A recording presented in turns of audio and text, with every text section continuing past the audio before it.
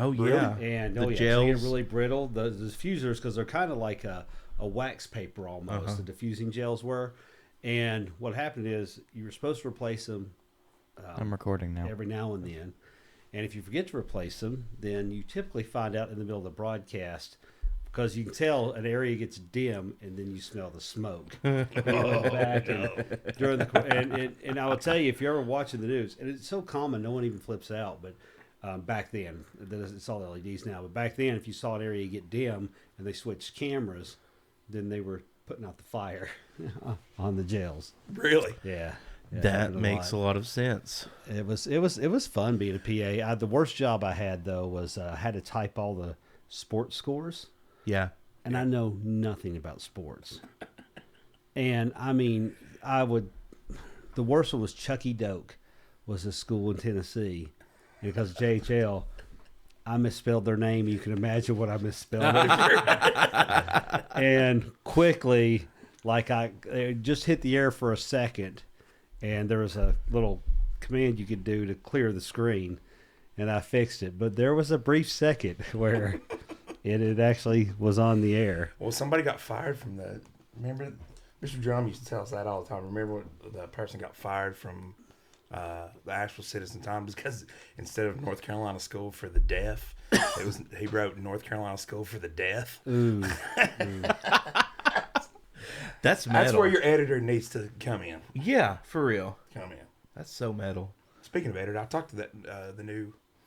I think she's been there for a while at the news journal. Yeah. Yeah, I think she's been there for a while too. But she just assumed the role or whatever. Really nice gal. I like her a lot. Yeah, I talked to her briefly on Facebook. She's going to come on the podcast. She really? agreed to, yeah. Sweet. Yeah, I just got to schedule her. That's awesome. Yeah, as soon as I What's found her out. name? I don't remember. Please I can't don't. remember Yeah. off the top of my head either. I'll have to look. I And like see. her though a lot. I'm terribly sorry if you're watching. I don't remember your name. It's super rude. But in my defense, I don't remember eating breakfast this morning. I still miss Brandon Roberts. I mean, I'll just say that for the record. I love Brandon. That's cool. He was good. I don't think I knew Brandon. He's a Kentucky fella, and he loves UK, and I'll forgive him, kinda. But he was the editor before Corey. I don't know when he left in somewhere during the COVID. He left and moved back to Kentucky. Yeah. Right. Went to work for a bigger paper there, but Brandon was awesome. The paper's taking a step up, I feel like. I think so too. I like it. It's more substantive content, I think. Mm-hmm. Yeah. Last couple of papers, I've actually bought them. Really? Bought them angle. I haven't bought a newspaper in I usually forever. just steal them. I don't, Find them laying somewhere and just take them. I don't steal the newspapers. This should tell you that I subscribe to the paper, and it comes in every Wednesday. The gray hair and the glasses. I still get the paper News Journal, but the main reason I do is because I'm typically on the road on Wednesday, and I can see what's going on at home. And they do have if you subscribe, you can do digital or paper. I do both, and I get the PDF, and the quality is whoever they're using is really good. Yeah. I can read it mostly without my glasses online, but it's just good to keep up with what's going on. Sure. See, I took you as a physical copy, kind of like you're sitting at the breakfast table with the out to here, and That's when Jackie's like, "What's going on in the world today, Jimmy?" And you're like, "It's going to hell in a Exactly. handbasket." It's And like- that's what I picture. That's what I envision going on in your household. You're very accurate, and typically I can read the paper though in like about 8 minutes, start to finish. I can read the whole thing. I think they're doing this, but what I liked is this week they had the article on the City Kitty, which is the cat at City Drive-In. Oh, I haven't seen that yet. God, they got a whole article on City Kitty. City Kitty really is now abandoned the City Drive-In and moved back over to Lakeview Nursery, Right. so it's always over there. More mice. That's the whole over there. story over there. Yeah, and sure, Ryan Bird feeds it all the time too. So. But Is that Kitty in the Mafia now? Is that what we're saying? it is. It's think in the. it might be It in- might be in that in that mafia. Phillips Mafia. Phillips For Harding sure. Mafia. How well that worked out? Good. Worked out pretty good, actually. I guess. Yeah, it did actually. I went to the city council meeting. They were appointing somebody to the zoning board of adjustments. I just went for that. It's good to see some new faces on there. Yeah, for sure. It's good to see some new faces. For sure. And it looks like we're going to have some movement, hopefully, towards the water situation. Oh yeah. Yeah, I think they've got a grant application in for a significant chunk of Cool. what they're going to need to do, and I think they're also trying to secure some of the funding to run a bigger water line out. You know where the Chevrolet dealership is. Yeah. They're going to put the Mitchell County Health Partnership's putting like a 30,000 square foot help. What? That's massive. I know, Holy cow. and it's good to see that our community is still going to be a hub for healthcare. I was a little worried what was going to happen with I'm HCA. still worried. You are? I'm still worried. Yeah, I am too. I'm fearful that the hospital will close in the next 5 years. I don't I'm know that fearful it'll of that. close. That's what I think. It's more going to become like a satellite, Yeah. even more than it is already. I'm not fearful of it closing. I'm fearful of exactly what they're doing right now is they're stripping it down to skeleton crews. It's causing doctor and nurse burnout like crazy. I think that's everywhere. It is, but fair. it's really a lot worse at these for-profit hospitals, HCA specifically. Well, I was in there not long ago for some scans, and I was talking to the tech who was doing my CTs, and she was telling me that or no, I'm sorry, I told you wrong. I was in there for blood work. It wasn't my scans. It was the phlebotomist, and she was telling me that there's 2 phlebotomists for the whole hospital. 2. And I'm like, how on earth, are you doing outpatient labs, ER, and inpatient rooms 12 hours a day? That is insane. How many patients do you think they have there now on the regular? The sure it's ED published sees a ton. Okay. The ED sees a ton of patients. They're busy. Very busy. So busy, in fact, that they have, I don't know if you've been to the waiting room and seen, I don't know if you've been in the hospital lately. I have recently, no. yes. But Very they recently. have dividers up in the waiting room where they put patients for overflow into the ER. Really? Yeah. I went there. One of my guys had a little bit of an accident. He cut his finger. We went there, and that was, of course, the height when everybody was sick. Sure. That's all been going around, and it was. It's in the middle of the day, and it was packed. It's Yeah. a lucky miracle that he got a room, honestly. Yeah. So, I think it's seeing a lot of people, but it's. Boy, people are not shy about HCA and how much crap it is. No, they're not. And the nurses are not. Stuff that's happening. Like the nurses are like boycotting in Asheville and all that. No, I've not I've seen not that. seen Yeah, it's all. I was just happy to catch the news every now and then because it comes on after sports in the evenings. That's the only reason I catch the local news. But I saw it the other day. They were having some sort of protest or whatever. But here's the thing: it's like you went from Mission, which was supposedly a nonprofit Yeah. operation, and then you went to Hospital Corporation of America. Number one, choose a better name. The optics on better that name. name are not very good, are they? It just sounds like Hospital Inc. Yeah, it is. That's what It it is. is. I guess kudos to them for just putting it out there, but at the same time, it's like this is You're not a patient. You're that a does number. not inspire confidence. You're a dollar sign. You know what I'm saying? Exactly. Wow. If you go there, have cash available. Yes. Yeah. You're right. The optics on that are pretty terrible. They really are. Well, it is, and it's like, how do you? I don't even understand how that works. How do you? And I don't know. I guess you can, but how do you go from being a nonprofit and then sell out to being for profit? That's like that. That would be like oh my gosh, that would be like the Salvation Army being bought by Walmart. Exactly.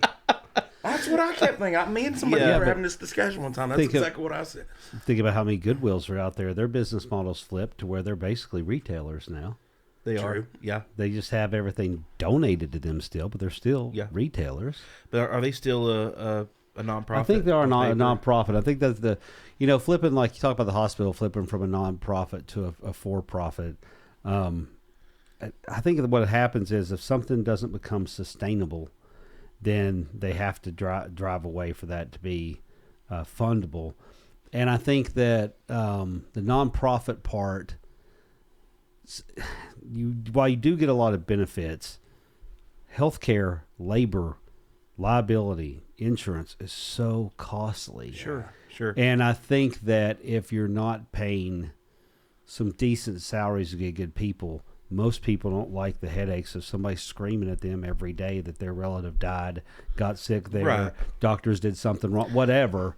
So I Well, even with them being a nonprofit, I'm sorry, I didn't mean to interrupt you. No, go ahead. Even with them, with Mission being a nonprofit, I mean, nonprofits can still pay very, very well. They can. And they can pay their doctors and nurses There's competitive a salaries. lot of nonprofits that are set up to pay very well. Yeah, for sure. And this goes back to the argument, and I'm on this side of the aisle. I do not believe that healthcare should be for-profit or profit-driven.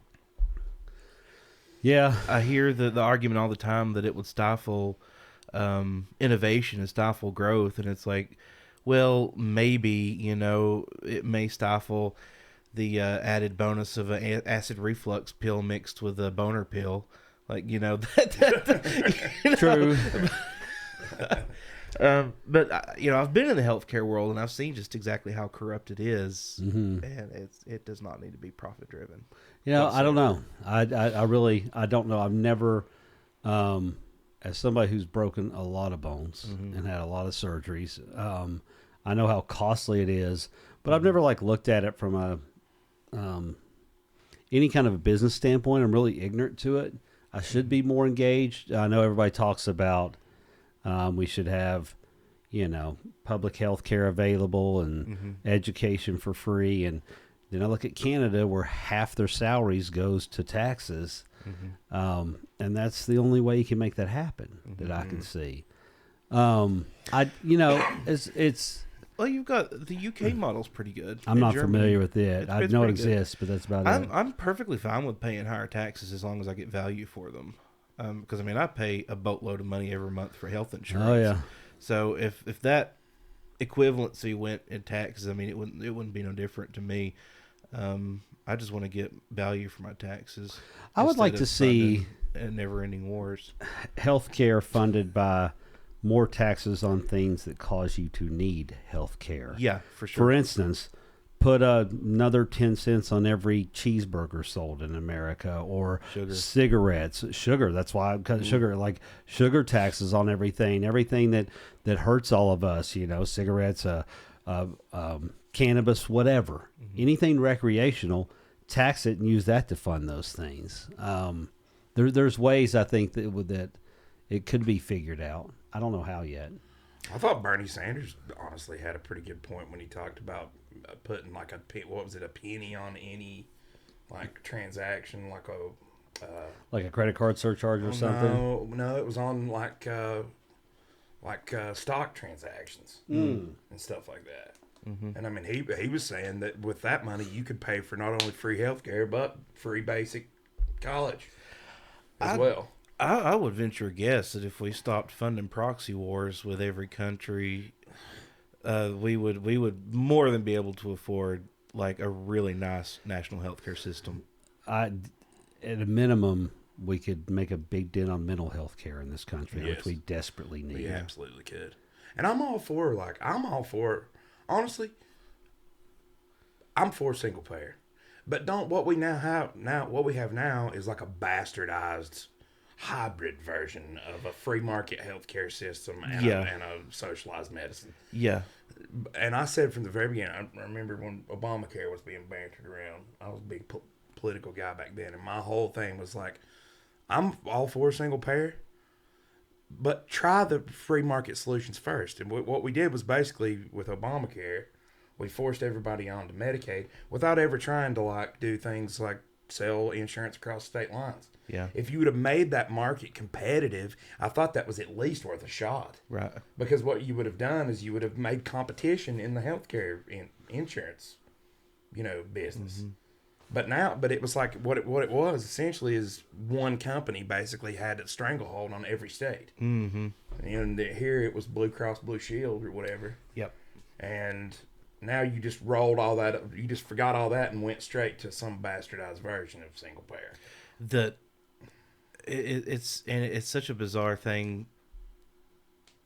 Like if you say you've got you take a policy out from the marketplace, and you're below the income limit, so you get it for free, and halfway through the year you get offered a really good job where you're making good money.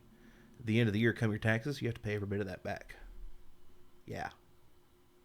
See, I haven't even bothered to look at that because I know I can't afford it. It is. It's like absolutely. Why would I even look at it? You know what I'm saying? I was curious that the insurance crossed state lines with COVID, with people being more remote employees and people moving all over the country, that would have been a driver to make that happen.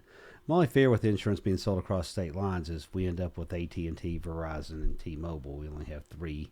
Yeah. Because what'll happen, everybody will buy everybody up. Fair point. And that's what we'd end up with. You just end up with a big healthcare conglomerate. That's right. Basically, three companies. Just like we got Google or Apple, and then you've got Verizon or AT&T. Really, I mean, I know there's T-Mobile out there, but in rural America, it really is not very. Camera 1 has gone black again. Why is it we're working out some kinks. That's what we're doing. I can edit that out. It's fine. Yeah. Wonder why it keeps doing that. I don't know. That's bizarre. It does not like anyone. Let me try this here. Does it get warm or something?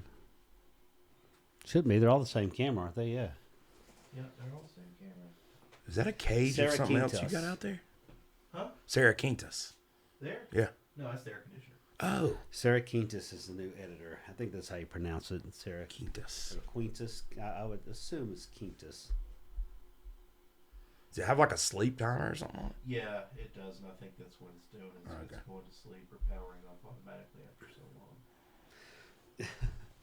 Did you see the one story in the paper about people wanting stiffer fines on litter bugs and all that? I saw it, but I haven't got that one yet. So the problem is, everybody's like, why don't the cops bust these people littering? Because nobody throws trash out the window when there's a cop behind them. I mean, I wish there was a solution, but what are you going to do? You don't have, how are you going to find these people? I saw Billy Summerlin annihilate somebody over that. Oh, he was. It was at a town council meeting. Somebody. Dory Saddles. Not like Dory, I do, but she came in there. She was trying to make some big point, I think, or whatever. And kudos to her. She's right. I mean, nobody likes littering. I mean, or whatever. But Billy was like, he listed her old spill or whatever, and she was asking the same thing. Why don't we do this? Billy just got him and said, well, he said, I'm a man about solutions. He said, and we'd pick up trash every Saturday starting at 9 a.m. He's like, you're more welcome to join us. Show up. He just sat right back down. But no, what I was going to say about the Socialized trash pickup. about the socialized trash pickup. We can talk about trash pickup here in a second. But I think a lot of these systems are getting ready to unravel. I don't know. In the time that we've been off, I hope so. it seems like to me that there's a lot, like the corporate press is dying a slow death. No, they are like literally in their death throes. Like, They are. It's very violent. They're shooting themselves. And I think Every what you're day. going to start to see is you're going to see a lot of these systems and a lot of the things that have just, it's getting to the point where the government can no longer control the messaging because of the internet and because people have access to independent information. And a lot of this garbage nonsense that we've been told, well, you can't fix it because what are you going to do with it? And then they just kick the can perpetually down the road. I think a lot of these things in the upcoming years are going to start to come up again and may actually have real substantive solutions if Congress can, stop arguing about transgenderism and actually do something for the country, which would be nice. Yeah, but if you're arguing all these social issues and just speaking in platitudes, you don't actually really have to do anything of meaning and producing. How in the world did social issues come to control politics? Because there's no substance in it. It fixes nothing. It was forced. It was forced. It was forced by the left and the right to some degree, but mainly by the left. Well, definitely the right, because you have all of your, hardcore conservatives, especially in the 80s, trying to legislate morality. And you can't do that. Yeah, they did. Well, the left did it too. Remember? Remember Tipper Gore in the 90s? True. So, Banned in the USA, Yeah. Two Live Crew. Yeah. Got the big parental sensory, advisory, record censored stamp on all the records that still persists to this day. yeah. I mean, I feel sorry for Luther Campbell and Two Live Crew because he got so much crap. And if he turned on the radio today, which I'm sure he does, he's like, Right. What in the world? what was I doing wrong? Right. Like, Everything that's, Cardi B is no different from Two Live Crew. far worse. Yeah. If I was 100%. him, I'd be like, hey, you owe me royalties because Yep. I cussed first. All them cuss words are mine. Every time y'all say something crazy and crass, I get paid. You got to piggybacking off that. I don't understand this whole Taylor Swift, Travis Kelce hate. I mean, I get it. That's in everybody's face. I all this don't stuff. understand But the situation. I Like, will be honest with you. Taylor Swift is a pretty good role model compared to There's far Cardi worse B and Nicki Minaj. Oh, sure. And all this. And she's pretty straight down the line. And she can play an instrument, Yes. Yeah. multiple instruments. And she writes and she a lot can of her actually music. write a song. Sure. So, I mean, I would much rather, I'm happy to see an actual musician win Grammys Yeah. instead of people who have zero musical talent whatsoever. I just don't understand the Anything. situation with Taylor and this dude. Like, why is it all we're talking about now? Because she's a master marketer. Yeah. That's true. the situation. Yeah. She is a genius. Roger she's not Goodell, the whoever- commissioner of the NFL, owes that woman so much. right. Can you imagine what she has done and she has made the NFL so much money. If he would have been really smart, he would have had her play the Super Bowl instead of Usher with her boyfriend winning, because then that would have been $1 billion minute. Like a per minute show would have been $1 billion. Wow. Yeah. But I'm sure she wouldn't do it though, because you don't get paid to Right. do that. You have to do it for free. God, what did they say that Eras tour grossed? All of it. Like, all the money in the all world. of it. all of the money. Was it the GDP of Amsterdam? I mean, really, she made a ton Yeah. of money. I heard something like that. That it was like it was she like made more than countries. yeah, like she really did. legitimately more than the GDP of most countries. Wow. On Wow. one tour, Wow. and she's not done with it yet. Now Well, she's when on the ticket international prices leg are of it. $1,000 to $6,000 a piece, it's not that hard to do. I don't know. I've not priced Taylor Swift tickets, but I do know They can go for like $250,000. dude. 1.4 billion. So that in 60 shows, she grossed 1.04 billion. $1 billion tour. Golly, can you imagine? I wonder. I'm gonna look and see what the average ticket price is for. I thought Usher was pretty good though. Usher was awesome. I didn't see He it. freaking killed it. I love Usher, man. I do too. I everybody knows I'm a heavy metal guy, but everybody also knows I'm a DJ, and I've got a soft spot for Yeah. like pop Bangers. club bangers. And there's not a wedding that I've done in the past 20 plus years that I've not played Yeah. There's not been one. There's not been a single DJ event hardly ever that I've not played an Usher tune. Yep. And I So- forgot just the sheer amount of bangers that And he's he has. 45 years old, and he's shredded and dancing his tail off and really singing, On roller by the skates. way. And, skating to Usher is a thing. Roller skating to Usher is a thing, by the way. I didn't know this. My wife educated me. There are Usher skate parties where everybody gets together and skates to Usher songs. Usher. Like, for real. It's a That's thing. hilarious. Jackie educates me on so much, like Taylor Swift, for instance. But, yeah, the whole Usher thing is skating to Usher is like a deal. A thing. But probably because Usher was like, let's see, he was 14 when his first record came out. I think something like Yeah, that. He I was really started to young. say he would have to be so young. Yeah, when so he was like- all those first. Had to have been like 14, a teenager. And I think that everybody who grew up to his music was probably listening to it at the roller skate rink, Sure. and just it stuck. And I mean, skating to Yeah by Usher sounds kind of fun, you know? I know, right? I can get down with Let's that. go. So right now, the cheapest Taylor Swift ticket is $1,400. And that's like a nosebleed seat. Yeah. Probably. It is.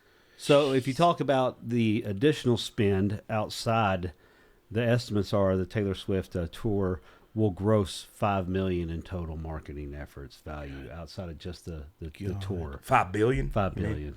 Yeah, sorry, $5 billion. Yes. Jeez. Her ticket prices range from $1,434 to $22,775. $222. Well, if Taylor ever needs a hype man in Western North Carolina, Dear I can Lord. sell some stuff. Where Not we that at you with need help. Toe Jam? You know, moving slow. I not had any bandwidth to dedicate to it. I've got huge ideas. I have a venue. I have folks. I've just dedicated zero time to it because of my career. And the demands of work and travel. I really want to pull it off. If I do, then I got plenty of time. I know a lot of people don't think that, but the first Toe Jam was from start to execution was less than 4 or 6 weeks of planning. Mm-hmm. So I can get it done, but it's just it's a lot to put together. Doing it outside is one thing. It's going to be inside this year, which is actually better because I don't have to worry about weather. I don't have to worry about rain. But I got to worry about things like electricity and lights and other things. So When you want to do it right. and too. If exits. you're gonna I do do. it. And I want to do it Big different time. this year. And I want it to be heavy metal this year. And there's a lot of definitions of heavy metal. But I'm thinking more like 80s, 90s metal, Right. which I think would be the draw here. Yeah. And I got some folks on board. It's just I've not dedicated any time to it. What if you market it, man? You'll have people come from around. Oh, that's actually the easy thing. And I know you remember the band Fuel. Yeah. Yeah. Well, I know the guy who actually before they were called Fuel, they were called Reel to Reel. And the guy who promoted them, I just reconnected with recently. He's from Johnson City, and he's a great promoter, and he has access to some other folks. So just throwing that out there. I know a guy. That's all I'm saying. But I got some things. I just got to figure it out. I worried about funding it many times, too, because it is a lot more costly than people think to bring in a big stage and pay bands and pay sound and production and stuff. Sound and production alone is tens of thousands of dollars. It is. It really is. And Especially if you do a big stage and exactly. lights and do and it that's the way it the should way be I like done. to do it, you know. But if you go, let's say if for instance, like if I had, trying to think somebody I could throw off a quote of how much they are. If I wanted 311 to come play in Spruce Pine, it's $100,000 to get them here. That's their fee. But then also you got their travel expenses on top of their fee. Then you've got their whatever their list is for their rider for what they want when they get here. Right. Then they have requirements that we have to have this equipment, these things available that may equal another number. Let's say it's typically around $25,000 just for their sound Yeah. arrangement that they will agree to play at the rider. And then you got to have a stage to hold all that, which is $5,000 to $10,000, depending on outside, inside. Does it need a cover, canopy, whatever. Lights, $5,000 to $10,000 to rent, and then $1,000 for 4 hours for somebody to run one. So sound guy's $4,000, a light guy's $4,000. You know, if you need stage hands, then you got labor so much an hour for a team. It You're it into it adds for up. $150,000 before you even That's turn right. around. That's right. Yeah. Now, and if I sit here and think, like, so let's go back to 311. Let's say it's $200,000 because I'll need $50,000 of marketing to do that. Right. So if I go into a facility like the old Pine Bridge, it's 25,000 square foot of available space once the stage is in there. Let's say that holds, I don't know, 500 people. Still, if you just do some quick math, I'll do this real quick math here. I'm going to throw my glasses on, but if I do quick math and I've got 500 people, then just to break even, hold on a minute. Should put my glasses on. I self-charge $40 a ticket. $40 a ticket just to break even. Yeah. And that's not covering porta-johns. It's not covering security. It's not covering Staff, staff, any whatever, sort, people. yeah. Because I do everything myself a lot, but I can't, you know. Yeah. Yeah. I don't understand venues charging these like $300 to see Motley Crue in a stadium. Yeah. That's insane. Even though I know. paid it, but I wasn't happy about it. But $40 is the new. Like when I went and saw Motley Crue when I was in high school, the ticket at Freedom Hall was $13. That was 1989. Yeah. So $40 is like the new $13. That's fair. Yeah. $100 think. is the new $20. Well, you're not wrong. Yeah. It's about the truth. Really? Meanwhile, I'm going to go see Helmet here in a couple months in Asheville at the Orange Peel, Ah, and it's $40. So I'm that's going to not see bad. Alkaline Trio in March. I like Alkaline Trio too. Alkaline Trio. I is love one of my Helmet. favorite bands. They're good. Their new They're good. album is sick. I've not heard it. Chromeo's coming to Asheville. I don't know if you know Chromeo. Oh, really? They're coming to the no. Orange Peel. I'm going. Or the Rabbit. They're coming to one. They're coming to Yeah. Asheville. Chromeo. I love Chromeo. I do too. God, they're so funky. Have you heard Chromeo? No, I've not. You'll have to check it out. I'll send you some songs. I think- they're really good. Okay. I may be wrong, but it's a Jew and a Muslim Yes. in a band together. Yeah, it and they is. do like Prince era funk, like 70s, Yeah. 80s funk music. That's just interesting in itself. Romance is getting old. Oh, that's the jam right there. Old jukebox to the 45s. That's a great I tune. love that song. Great tune. And They that got some video is bangers. awesome too, with It John is. Heater or whatever, Napoleon Yeah. Dynamite. Is Yeah. their chemistry explosive?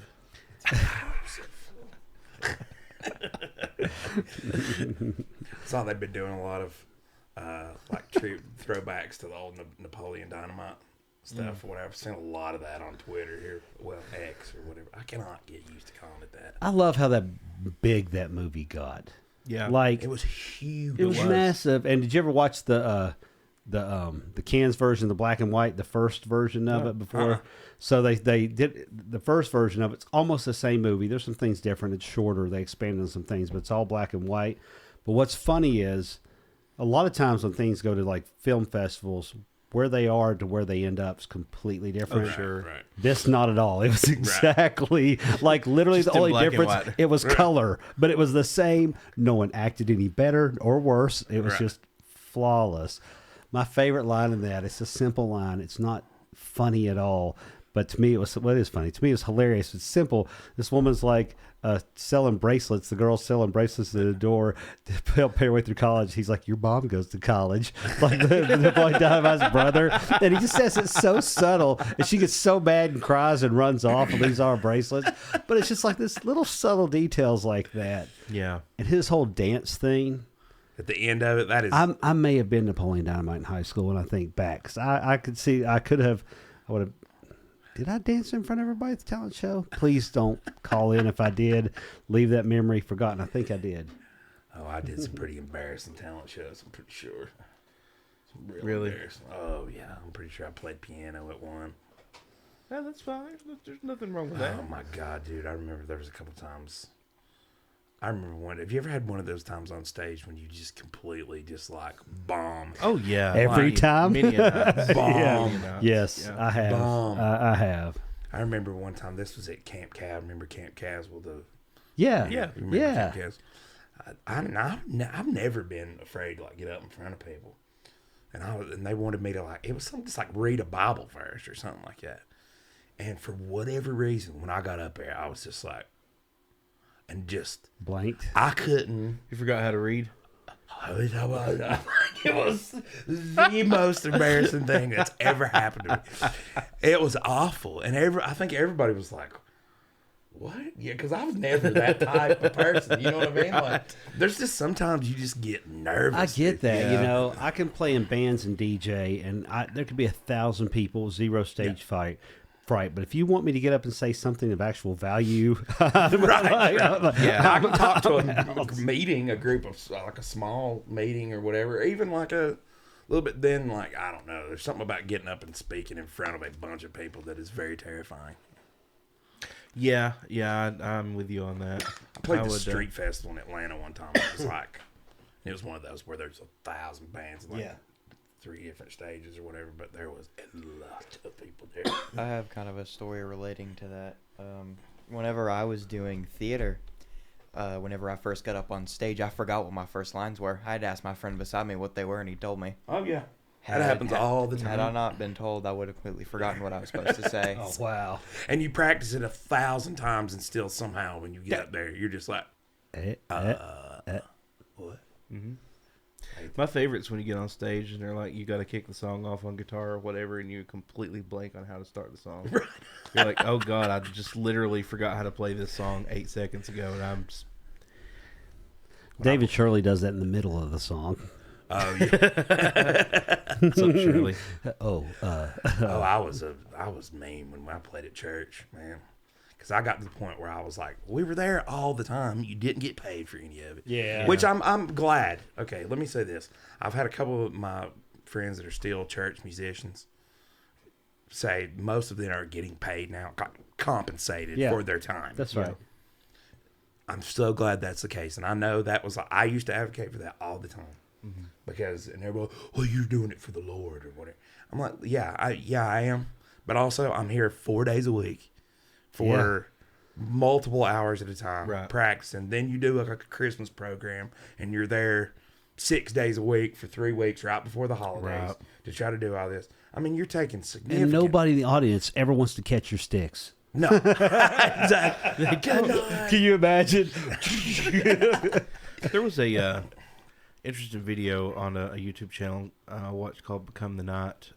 He's a musician, touring musician, who did a pretty deep dive into the contemporary Christian music world and how that moniker, that you know, you're doing it for the Lord, is a lot of times used for as an excuse to treat bands and Yes, musicians to, poorly. Yeah, to absolutely And to fleece exploit them for their talent. and Yes. that's not cool. It's not cool. No, what are you doing, man? It's not cool. And I'm sorry, you know, I understand wanting to keep the money out of it or whatever, but at the same time, you have to compensate people fairly for their time. How do you keep money out of it when literally everything costs money? Everything. Everything costs about money. a tour costs money. Everything about playing music costs money. Well, now I have a friend of mine that's like a classically trained opera singer, and she sings in a church. And she gets paid for it, even doing like classical stuff. Like I think it's like maybe an Anglican church or something like that. I don't know.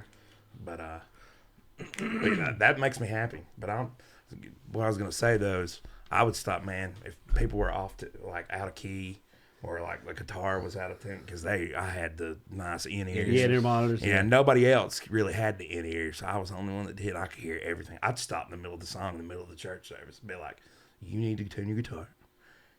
I don't know what you're playing, and you are so flat that I cannot. Please take it out of my ears." That makes my heart. I had a happy. talkback thing to the sound guy for a while. No.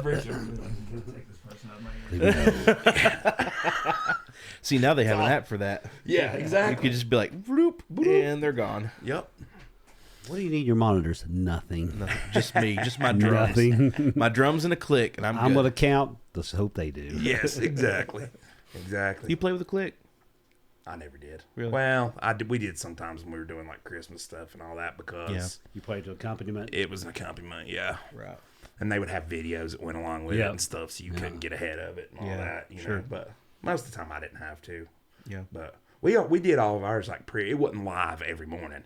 We would do these big what they called mega worship nights where we'd do these, and that's when we'd film all the stock stuff. We'd do like 30 songs and film them all at once. And I was surprised when we started playing out again for the first time since really the 90s and 2000s. During COVID, we started playing out, and I thought it interesting when the sound guy was like, here's the DI for your click.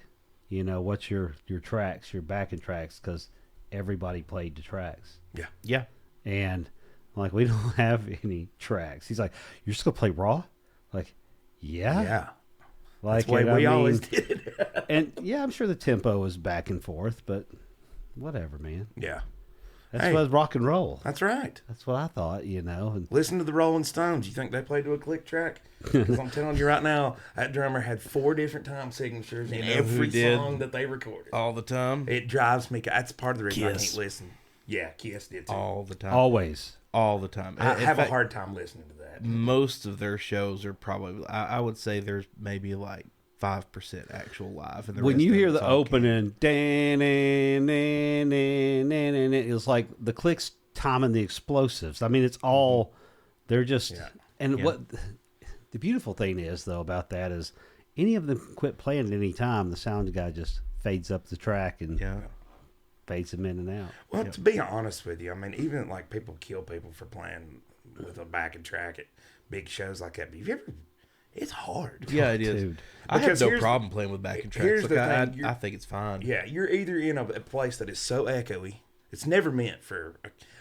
Just FYI, a stadium is not built to play music in. No. Right. It's not. It's built It is for a not. sporting event and to be loud as it can possibly be, and it re-echo and all that stuff. It's not, or you just sound like that show I played in Atlanta. It was like downtown Atlanta, and it just sounded like you were just playing.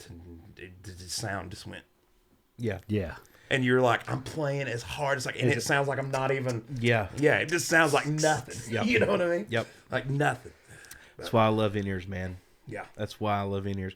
No, I have no problem with bands using backing tracks. I'm totally fine with it. In fact, I think it adds a different level of production and quality to the mix.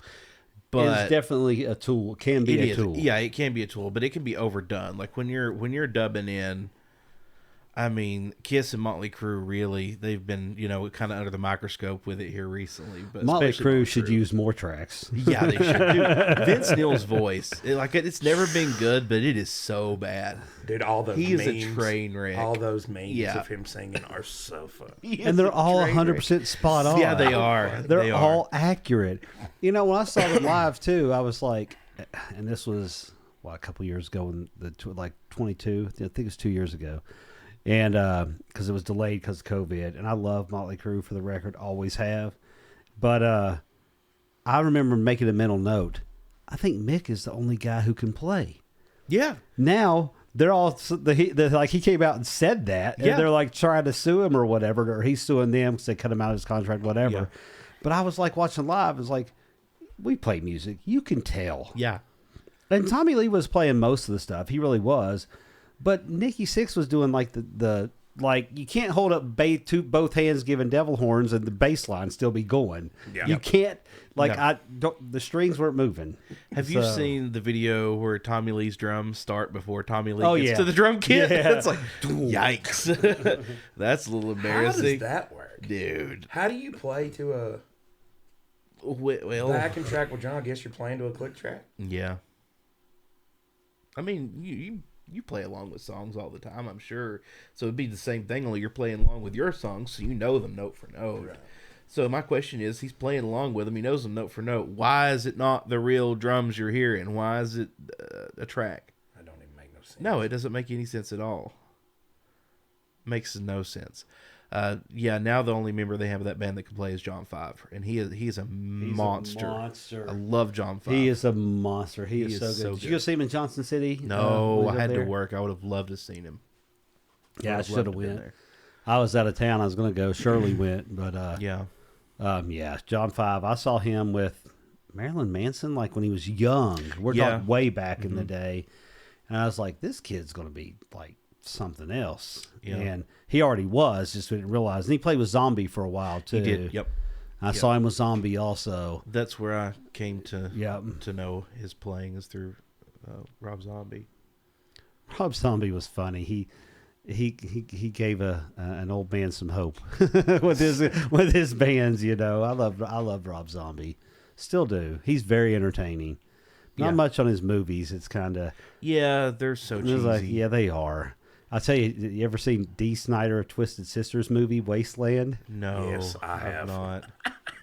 You want to talk about cheesy? Oh my god. It's pretty bad. Whatever you imagine it can be, it's not as bad as what you can imagine. It's not that bad, but it's somehow still worse. Like, it's watchable. You're kind of like, okay. You know, getting back to the toe jam thing and playing. When I know you didn't come because you hated. I told you your favorite band was playing when Del McCurry did. played downtown. You did. They did it. They liked the way they did that. They It was did the nice. stage facing that big empty parking Yeah. lot next to Hef's and Yeah. the Treasures in the Pine. Mm-hmm. Really liked that setup. That's a cool setup because it kind of Yeah. is in that space. Yeah. I mean, you had people sitting up top. It was kind of a cool look. Yeah, You know? we talked about that, but the reason why I backed Toe Jam to the bottom is because I didn't want anybody up top. I want people to be in the music. Yes, exactly. Right. And I'm banning chairs at Toe Jam. You're not going to bring your own chair. Yeah. And it's going to cut out like 80% of the historic Toe Jam crowd. Because I'm used to going to shows where you're up front. Yeah. Doesn't mean I won't sell seats, and they will be seated areas. Right. But no more lawn chairs, and that brings a whole nother problem because people are also carrying in whiskey and everything else, and Yeah. all that's done. That was a nightmare. Police and people, like I'm like, dude, we got the ability to sit out here on the street and have a beer legally, and you're Right. destroying it for me, thinking it's funny to sneak in alcohol. Right. Yeah. When we got basically the alcohol board walking around that like the state sent people up, Yeah. and because I was notified after that we got a clean report, but I'm sweating it, because Yeah. it's carrying on my back. So there's going to be a lot more restrictions, and that's one thing about having it inside. I can limit Yeah. You can people control coming some of that, in and yeah. out. And we Yeah. got lucky, knock on wood. I only had one incident at the second Toe Jam. There was a pretty decent brawl, and it quickly policed itself with folks and friends, which was great. And I always have law enforcement there. I always have security and whatnot, but managing it inside will be a lot easier. Yes, Yeah. it will.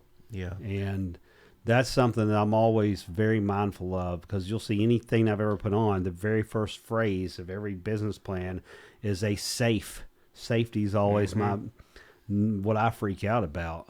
Well, like looking at things like at Alien Festival and stuff, like, you say you cut out your traditional 80% of the people that want to bring a thing. But if you get a big time act or a semi big time I'll make it up. something that would do and ticket it, and there will be people that will come. There will. yeah, And I actually for think, sure. too, I've got a little bit different mindset where Toe Jam's always been free. Sometimes people don't value something if you give it to them. That's Dude. true. This is anecdotal, but I agree with you 100%. When I was with Broken Mercy, we played a few shows at the Orange Peel. One of the shows we played at the Orange Peel, the first show we played there, actually, it was just a local showcase. And the way Orange Peel does with local bands is they give you a allotted amount of tickets, and you sell those tickets, and whatever you make from those, you keep, Yeah. the money-wise. So we did that. We sold them for like 10 or 20 bucks a piece, whatever it was. And we sold them. We sold them all, and everybody came. Fast forward, we opened for Hellstorm. We get a whole bunch of tickets. We decide, since it's a national show, we're going to give the tickets away. No one shows Maybe 60% of the people we gave tickets to showed up. Interesting.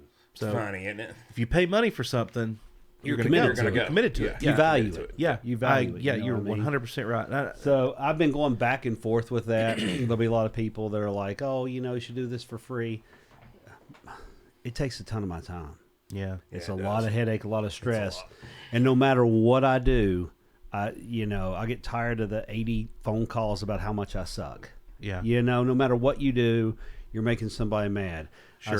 I say, I want to have a heavy metal event. No. You should be open to all types of music. Only all types of music. You have to accept everybody. The Bluegrass Festival don't let in heavy metal. Right. True. Very like, true. Right. no. And then I I'll tell you like where something you're too. going with that a lot, because I think that you have to narrow it down to something. You do. And I think you'd be very surprised. Pick a lane. Yeah. I think the community will be surprised. I won't be surprised Right. because Right. I'm very much a build it and come kind of guy. But I do know you pick a lane, and I do know that when people start getting angry, you're onto something. Mm-hmm. Because if you start upsetting people, you've actually hit some sort of a nerve. Because you have to draw lines. Like, some people hate rap music, and I love rap music, but it's kind of funny. You can tell when something's going to be big when it starts getting popular in Mitchell County. So, like, Yeah. Very true. you know that something's huge, and you also know when it's over, when it's popular. For instance, the band Tool. Like, the fact that a lot of people here listen to Tool lets me know that no one wants to hear them anymore. Everybody's over it. Unfortunately. So, and I used to be the biggest Tool fan in the world, and I despise them now. I deleted. Oh, I love them. I threw away every record I Really? had. I deleted them from every library. I Really? just am so over them. I can't stand the tone. It's become and you can ask my friends. They were like one of my favorite bands from like '92 to 2002, and the tone of Maynard's voice is just like, to me, it sounds like the Beatles. You know what though? Like he's really an incredible vocalist. He's an amazing vocalist. The amount of control that man has over his vocals is insane. It's just, I saw him once. What did it for me is I saw him in Knoxville. I think it was 2002. It was Korn, White Zombie, or Rob Zombie, and Tool. I'm pretty sure that was the lineup. And Maynard sat there on stage and played PlayStation the entire time with his back to the crowd. Yeah, no, that sounds just like something you would And do. I was really angry because back in 2002, I had a young son, didn't have a lot of money, and Yeah. me driving to Knoxville to go see a show, hiring Yeah. a babysitter to do that, and this dude did not value, and he really mocked the crowd the whole time, called us rednecks, like that whole thing. And I was like, okay, the pretension thing was funny at first, and like the Right. the whole Tool. If you like to wear a shirt with a symbol on it, you're a Tool. Like, haha, it was funny. Now I don't like the joke Yeah. anymore, and that's where I got with him. Yeah, no, I would be upset about that.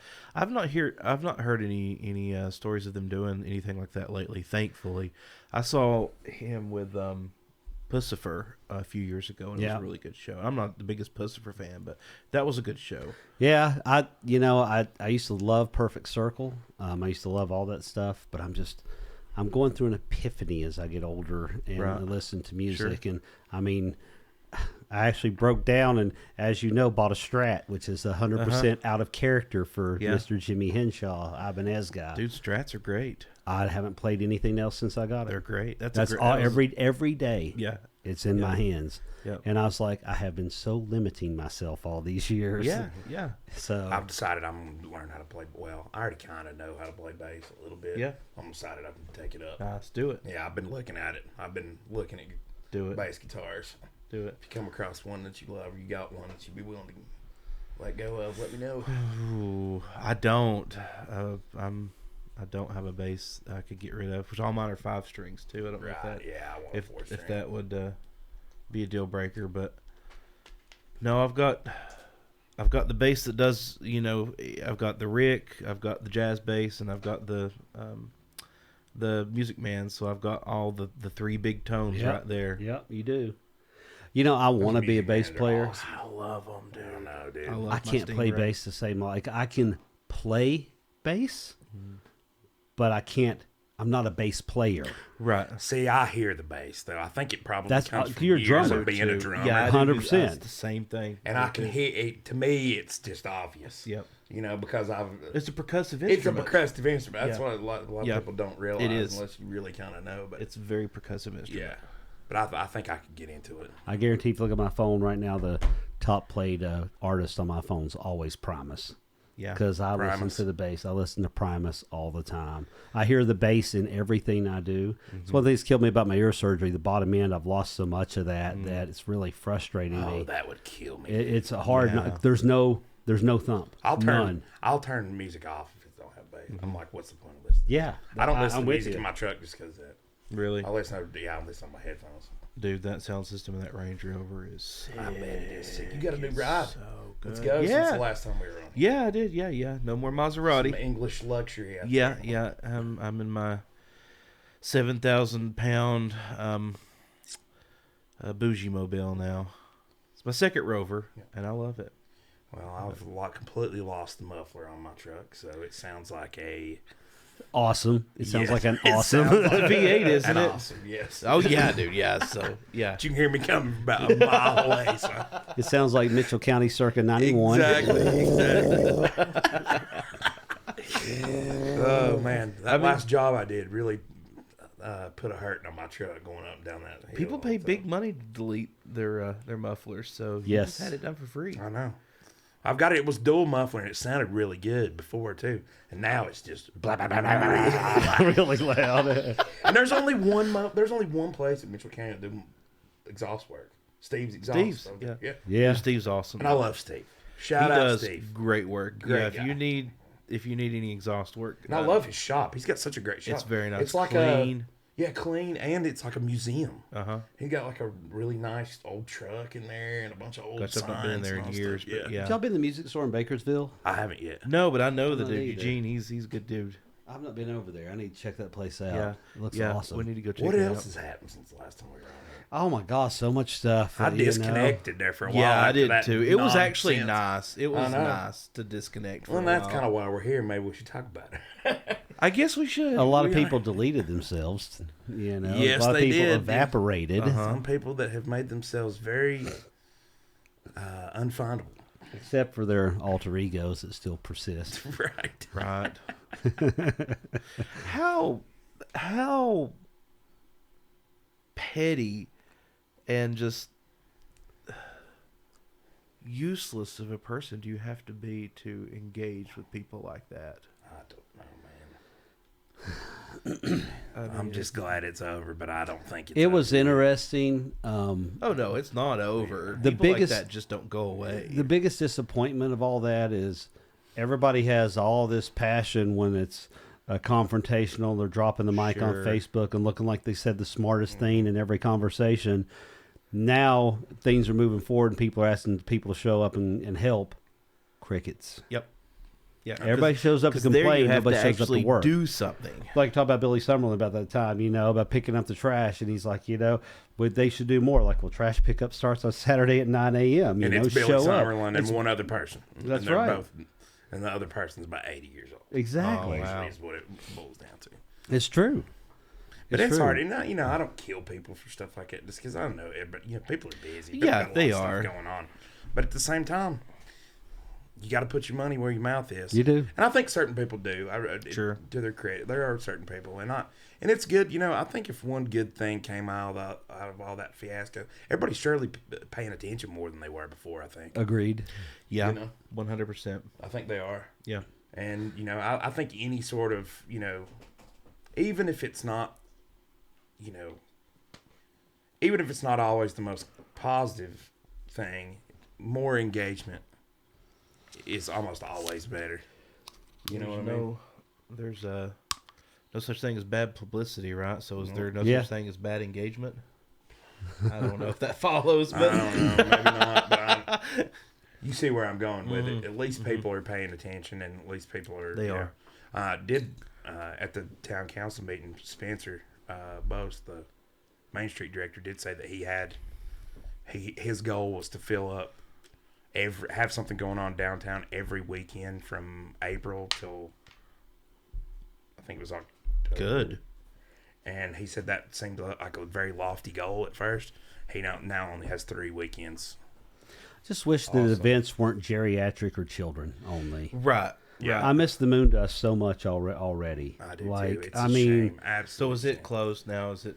well, he's got to find a spot, which is harder than he thinks. But the old spot is gone. Yes. I think the old spot is put. And I like the moon dust. I mean, we got the city to a degree, but and I know that I'm older, but I'm not dead, and I cannot hear any more classic rock for the rest of my Come life. on, you don't want to hear Leonard Skinner again. I am or- not flirting with Are disaster. you sure? Are you sure? Jimmy Love hurts. I am not free falling. And it's not, always the same songs. It's just I don't care who's too. playing. It's the same set. list. You know the It's four the same songs set always list. gonna be running down the road, just a wasting my time. Yeah. I like stop. I can't Yeah, do it. after a Oh while, man, it's does like, it have man. to be the Eagles? And I'll support everybody, and I'll still go out and show up and see them. But get a songbook. I'm telling you right now, if I had a spot and it would only have 8 patrons, and I would be 4 of them. But the set list, it could be nothing that was written before 1992. Yeah. We're going to start there, and that's way back still. That's like 32 years ago. Yeah. But anything before that, I think there is a massive shortage of bands who cover 90s songs. Yeah. Agree. And I think we're getting ready to see that next wave because 80s thing's gone on for a long time and it's played out now. Played out. It's played out. And I think the 90s is the only thing about the 90s, you've got two options. It's either you're dancing your tail off or you're doing heroin and committing suicide. That's like, I mean, there's not a lot of middle ground. Late 90s rock was pretty good. I though. mean, you Oh, it could was do awesome. It was my both. You favorite. could dance first and die later. That's kind of how it usually went down. That's called a rave. Oh, right. Those were more the 2000s, I Yeah, think. I exactly. appreciate grunge for killing hair metal. Yeah. But it, I'll be it honest definitely with has you, its place. After a while, I'm like, okay, all right, give me You know, some. I never listened to any of that stuff. And I was going back the other day. I was like, who do I listen to? Again, going through the list. It's never Pearl Jam. It's never Nirvana. It's never. I despise Soundgarden. I'll just say that for Yeah, the I record. like I can't I like stand Soundgarden. Soundgarden. They're all right. Chris I mean, Cornell's it's- overrated. He's a loser, and I don't have any respect for anybody who kills themselves. And I don't. And that's just all there's to it. When you got kids, it's selfish. Yeah. Just saying.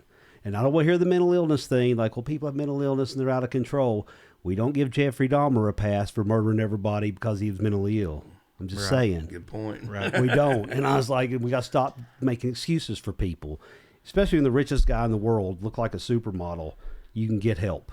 Yeah. Sure. We all got issues. I know. But anyway, that's my rant about Chris Cornell. I have no sympathy for him whatsoever. None. But there's a lot of stuff, though, from that era. I mean, even Matchbox 20, Three Doors Down, the Candlebox. There's some more positive stuff, too, especially when you get the later. I listen to the, like, 97 forward more than anything before Yeah. that. Me too. I really do. Eagle Eye Cherry, there's you a good Save tonight. Yeah. Tomorrow I'll be gone. Eagle Eye Cherry. Tomorrow.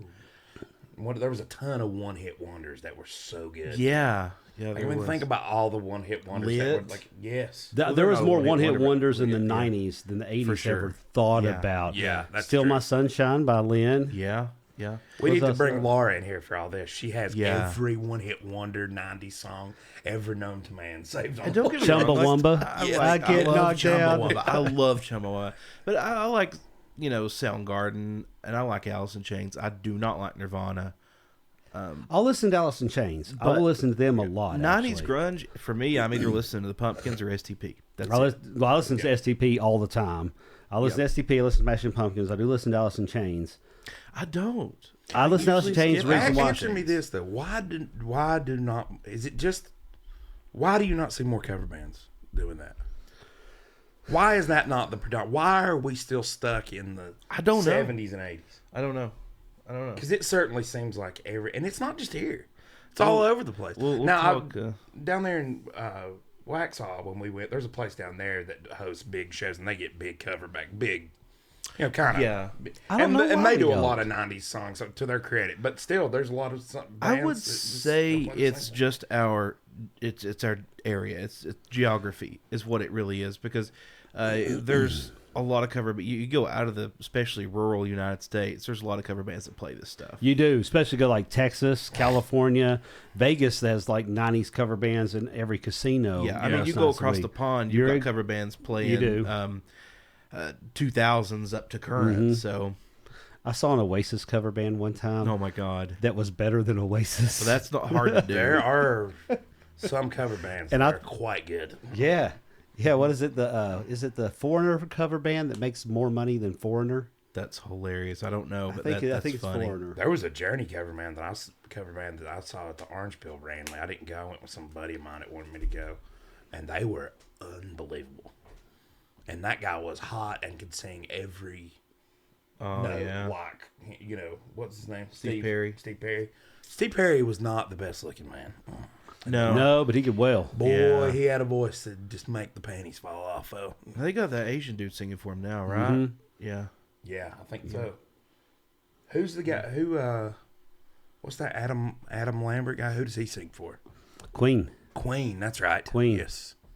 I don't know why they got He can him. well. He Yeah, can he well. can He can well. well. But I found just this dude on YouTube who can literally sound just like Freddie Mercury. There's some Queen cover band, and they might be out of Charlotte or Atlanta.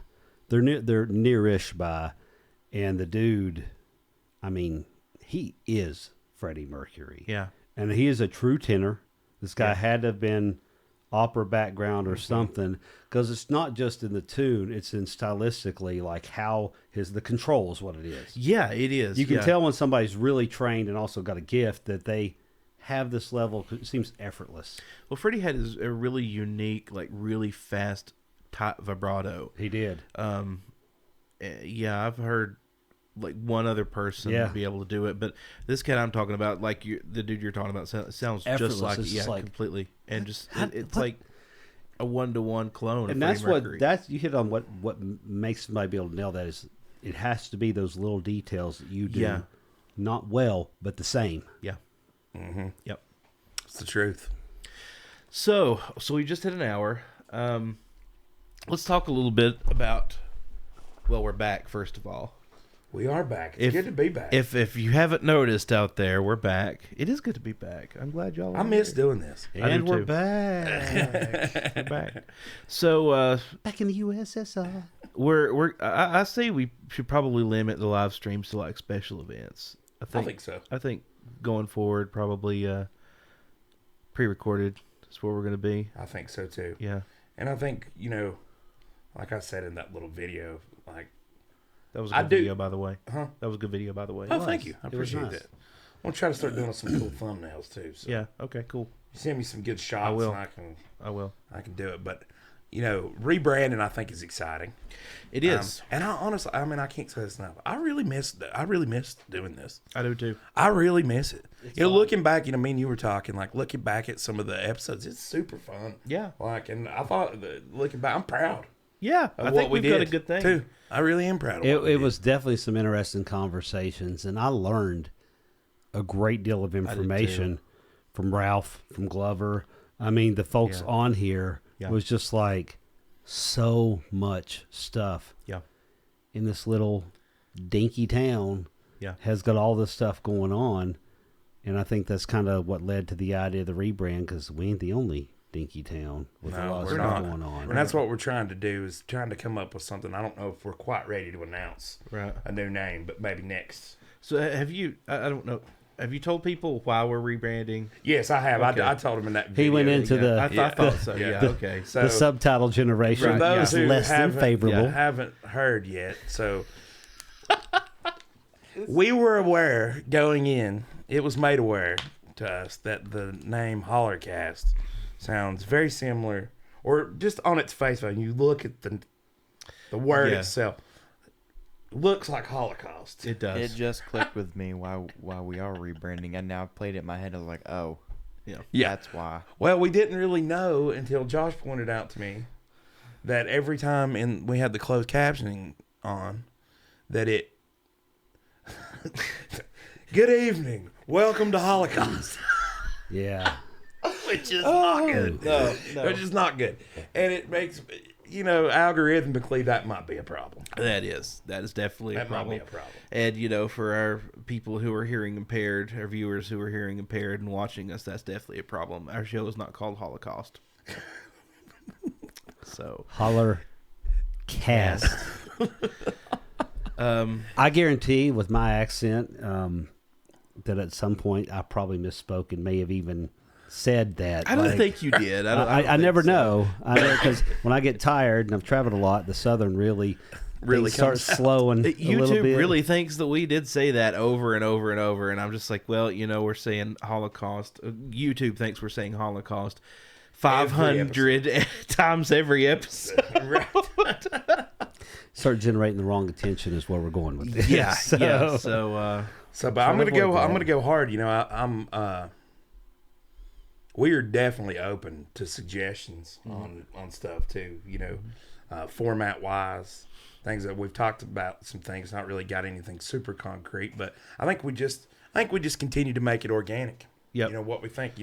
I want to start to do some remote stuff. I really like that idea. What you're talking about. Yep. Because Yep. we get out. I get out and about quite a bit and talk to people. And why not just record that and have it available? That way we can do a little blurb for Even if people. we do them in just short packages, it may not have to be a whole hour remote. We catch 10 minutes with somebody right. and say, hey, let's bring this in or whatever. And there's, like, I'm all over everywhere all the time. You're all over the high country. You're all over the mine. There's a lot of, Not anymore. I'm in the lab now. That's right. You're all over the I'm lab. All over confined- that lab. I'm confined to the laboratory, and that's totally fine with me. there's a lot of neat stuff to talk about, though, and I'm always aware when I travel, and I make a point to get out of just the cities where I'm at and see areas, but you get especially like Pennsylvania, especially Pittsburgh area. You go out in some of the rural areas, you would think we are here. I Yeah. mean, it's I know. like the problems. You pick up the newspaper. Oh, our water sucks. It's black. You know there's no jobs. The industry's left. Education's an issue. It literally could be the same paper. Yeah. It Yeah. really could. And Yeah. I do think expanding the bigger thought, what we had happen here with the whole political thing, it was all like close to us because we're from here. These are people we all know, but it wasn't unique to us. No, It's not. No. It's everywhere. It's the same to some degree. I mean, we had some very interesting nuances here that I like to think and hope they were unique to us. Hope anyone else didn't have to suffer some of this stuff, but I think every small town has They their do. MVP. everybody does, man. It's the Everybody truth. does. But I'd So- like to see too. Rather, I've already got some pretty cool people lined up for us Yeah. to talk to. For sure, and I love those types of things. But also, like, it's so fun to have. One thing I really love that we did, and we really hit this hard, especially I think at the beginning, was just having people that are our friends in here. Yeah. Yeah. Like, just to bring, because people Yeah. love that. Yeah. And people love to be on stuff like this. Yep. Like, and it's funny to see people get a little giddy Yeah. about it because it's fun. It and is. honestly, I know I have fun doing it, and why wouldn't you have fun? Right. Oh, Doing I it love with it. us. I love it. And even if it's not somebody that's made some significant giant contribution to whatever, and we absolutely will have those people and people, community leaders and figures and Yeah. people that have something to say. But I want to see it. I just want to see us have some people just interesting folks I that would we know. say, going back and reviewing some of the hits, trying to get some things, put a greatest hits together. Sometimes the episodes where you had nothing to say were hilarious. Oh, I know, right? Yeah. And then, like, Those are my favorites. Jamie Vickers, Dude, was one of my favorites. We've got to get Jamie back on the I show. love I Jamie. love Jamie. And he's just such a down to earth, cool guy. Loves to talk. He's hilarious. I like stuff like Yeah, that. I do I too. really do, and I like getting paid and just putting the showcase on people that one thing I really the comedian Theo Vaughn. Yeah. Yeah, one thing I love that he does with his podcast, about once every probably 3 or 4 episodes, he does them solo, which is crazy in and of its own right. Sitting there talking to a camera by yourself. Like, you Yeah, have to have a that's special that's talent for that. difficult. But the other thing that he does is, of course, he can get these giant guests that, basically whoever he wants on because he's got one of the biggest podcasts out there. But he'll get people like, it'll be like a funeral director or like a plumber. Tell me about your Yeah, existence. he had a Yeah. garbage man on there, like that picked up garbage in New York City for Yeah. a while. I love stuff like that. Yeah. and it just gives you this insight into people, that just normal everyday stuff Yeah. that you never. Get him Like to I tell us a guarantee story. you, I tell you who else would be fun to get on here is Chris from the funeral home. Yeah. I was gonna pitch someone house, and we talk a lot about music. What about Neil Crisp? Oh yeah, I love Neil. Yeah. Yeah. Neil, come on the show. We Neil, all, I can't believe Neil I hadn't had been on here. I had an idea that people come on here and they tell us a story. Yeah. I'm all for it. Tell us. You can be your story. It can be a story, a funny story. Tell us a story. Because I think what you trigger a couple things in people's head when you do that. Because you ask them to tell you about themselves, but tell me a story about you or your life or your friends, whatever. You'll start dragging some things out of people that are really funny, Mm-hmm. and then they can also take a right turn and get really serious and emotional. You never know where Yeah. it goes. Sure. And everybody's got a story to tell. Mm-hmm. So I've been thinking about that. Like, let's just say, okay, we talk about whatever, but maybe put a time limit on it. Somebody like me tell you a story. You better have some time. But I got a lot of stories. But just give them 5 minutes. Tell us the story. Go. Whatever it is. Yeah. Because I love hearing people's story. Because it's easy, like you talk about, we have a lot of folks on here that we talk about what they do or they've got an area of expertise. But all that aside, just tell us a story. Exactly. Mm-hmm. Like, Exactly. To forget, let's peel away those layers, like what you're known for, who you are. Let's remove that, all that stuff. Just tell us a story, and just see what happens. Yep. That'd be fun. It's a segment, I think. We can Yeah. do that. I love it. I love it. Yeah, Yeah. I do too. I honestly I kind of thought about approaching things from that angle too. I think that's a good point. Yeah, Tell us the just story. dig in, whatever. I mean, and it might be a story their grandma told them. Who knows? But I think that'd be fun. And then, I don't know, you just learn a lot about people sometimes. Yeah. God, I learned so much. It's the same. I mean, not just factual information. Yeah. But just learned about people. Yeah. Learned what drives people. What drives rural America. Yeah. I mean, a lot of there's so many people, man. I just think back. Have you guys had a chance to listen to that hockey with Robert Bailey's? Man, I know you sent it over to me, yeah. and I've got it bookmarked, and I have to admit I've not I looked have at it, but not. I need to do You that. have got to listen to that. Okay. You have to. It's imperative. Next week, listen to it. That's homework. It's not that That's- long, honestly. that's our homework. It's about We got our a homework. 2.5 hour commitment. Did you listen to the Putin interview? Most of it, yes. Well, I got a 2.5 hour plane ride for the hockey you going go. out, and a 2.5 hour for Putin coming back. There you go. So Very interesting. I did. Yeah. Did you see Tucker going in the biggest subway station in Russia It's beautiful. and comparing it to the biggest subway station in America? No. You could eat off the floor of Yeah. the subway. I'm sure. Like, I mean, where the rails where the subway is, down in the pit, not just where everybody walks. It's immaculate. All the fixtures are like glass and not like encased in metal with protective plastic housing.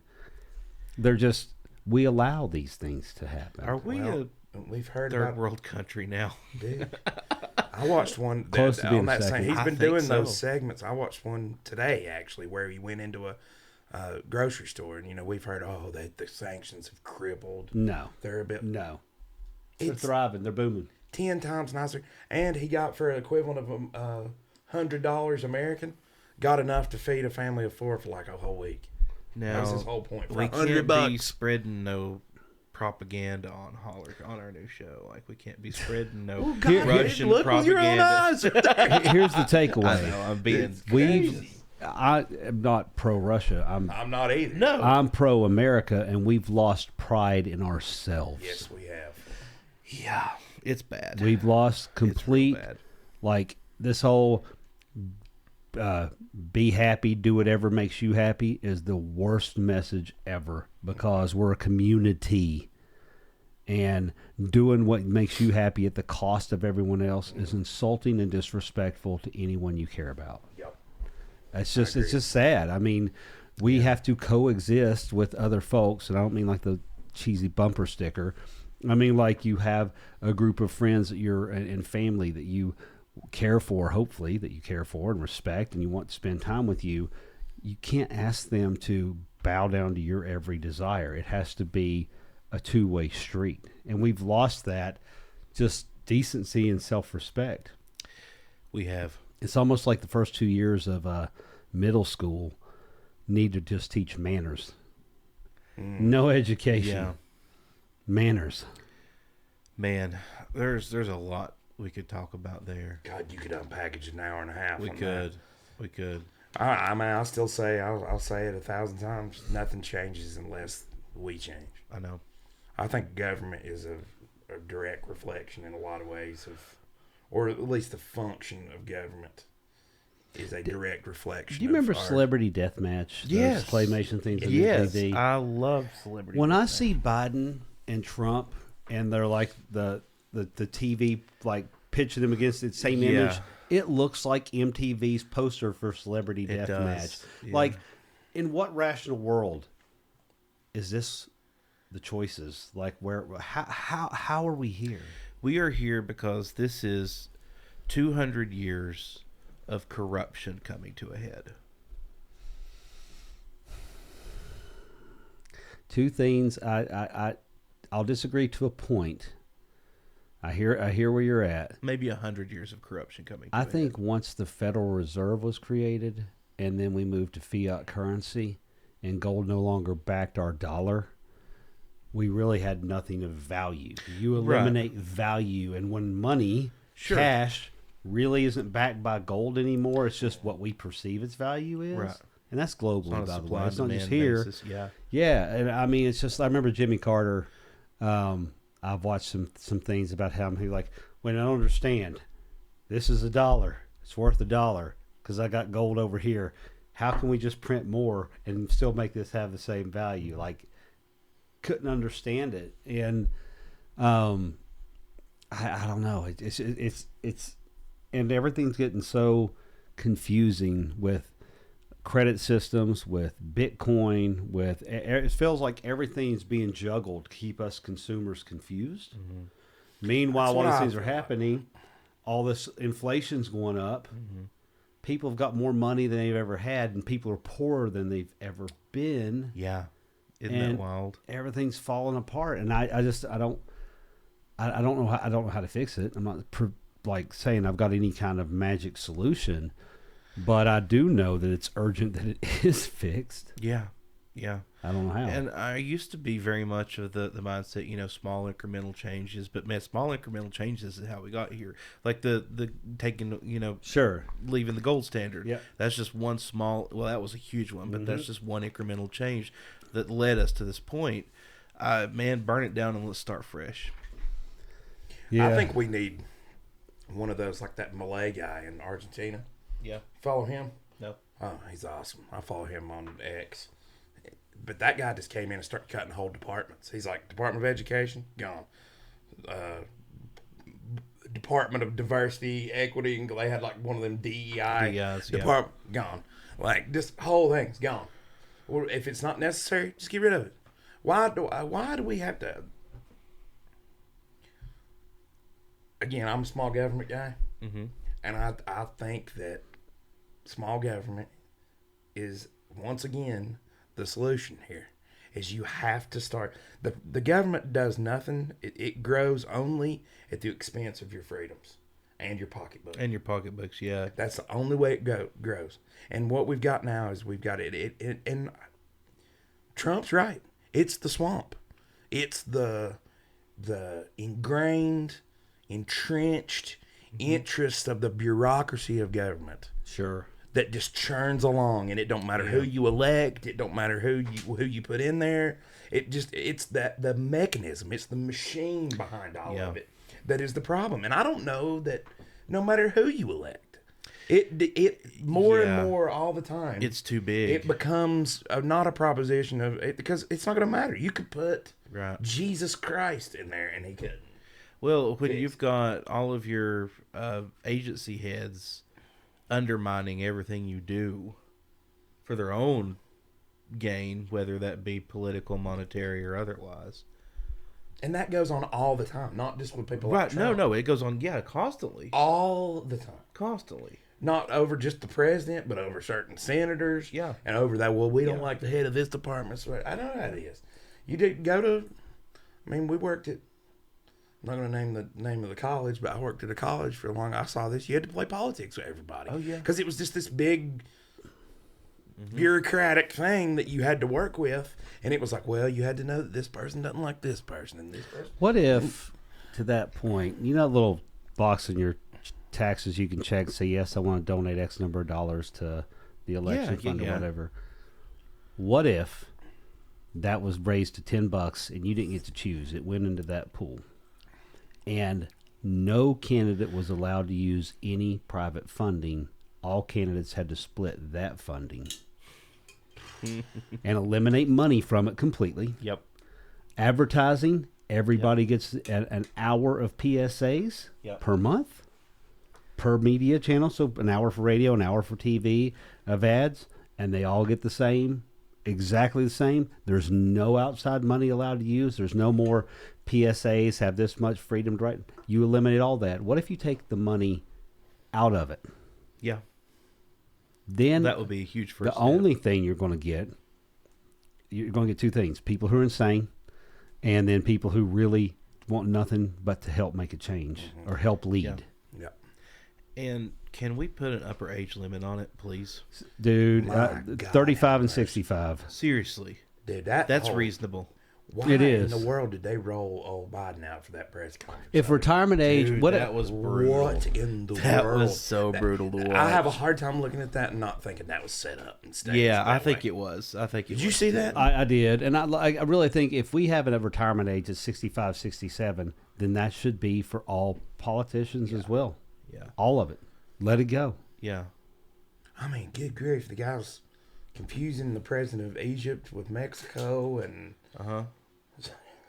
This is the man who has the keys to the nuclear codes. not good. No. And I mean, God bless the guy. I mean, seriously. Now, it did prompt me to go back and look at Joe It's Biden elder in his abuse. heyday. Now, let me tell you something. Joe Biden was a hell of a politician back in the day. Now, politician, absolutely, but a hell of a one at that. I mean, Yeah. the guy could speak. His cognitive abilities were. I mean, he's a smart I'm guy. sure that it is. All this has been well thought out, and what I would believe is that what I speculate is probably within the next 3 months, he'll probably be declared unfit, and then the vice president will take over and will assume the candidacy. Yeah, Charge for I the think he's presidency. being set up I do, for the Dems. to and just- I think it's But sad. does Kamala have any chance at all? I don't know. I don't like her, but that's that's me. Not a fan. I do. I think she's got a chance. No, man. I don't know. I think that people I think hate that Trump. would be them throwing in the towel. I think that people hate Trump that much.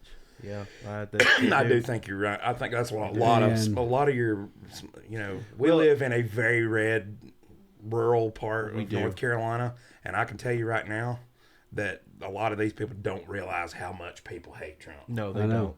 That is one thing I don't think a lot of people. And I it's- agree with you. I'm not saying that it's right or wrong. I'm just saying that is the Right, fact. that's That's just what the it case. is. Right. And I do think that if you had, if let's say that the vice president, she did run, and there was a female Republican candidate, then we'd have a better chance of a less dramatic election. Yeah. Yeah, that's another reason why I thought about coming. We got to come back, dude. If we don't see people through this election, this is going to be the most contentious election in history. I don't think it's going to get any better. I think this is the new normal. This is the way it This is. is the way it is. Yeah. Some would argue it's the way it's always been. Sure. But we just, as we get older, we're more in tune to it because the internet is more in the I forefront. don't know, man. I think it's way more polarized than it ever has been. It's definitely way more polarized than it's ever been. And I think that's because it's such a media-fueled society. 100%. Because screens and the information's so Yeah. easy. And we're such a viral, video-driven society. Yeah. Even us, we're talking about Taylor Swift and all that stuff, right? How would Madonna ever affected our conversations if we rewound this 40 years? Not at Never. this level at all. No. But I'm just saying it's so easy to do something interesting, insane, really cool, really horrible, and put it out there, and within a minute have 10 million people look at it. Yeah. And then out of those 10 million people, 2 million have formed an opinion that is forever. Yeah. Yeah. That Yeah. is forever. That blows my mind. Rogan says this a lot on his podcast, but I think he is very, very, very correct in this, is that the human body and the human brain, our condition is not built for this. No. We're not built to compute rapid information as fast as it's coming to us now. We're not there. I think evolutionarily, Yeah. we are playing catch up. Oh, 100%. Because our brains are not conditioned for this type of media, No. for this type of rapid fire stuff. Well, that's we've why got. you're in such a bad mood if you stay on the internet for so long. I know. mean, it's information overload, and It's crazy. yeah.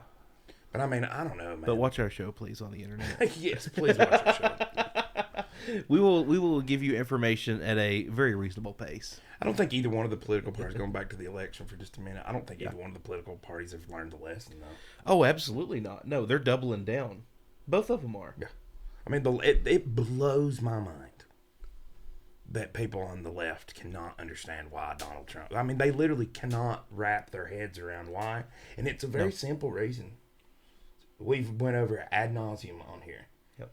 and it's right up there. Like I've always said, that's that factory that sits right there. That's Yep. 75%. Sure. That right there is why Donald Trump got elected. Yep. It's because the rural, small town people have been screwed over too many times. Yep. And they've had enough. And the right can't understand that a lot of people don't want a carnival barker. No. Well, the right and the left, they're in terms of that, like they're the same. They're the same. I mean, sure, their opinions on abortion may differ, but that's it.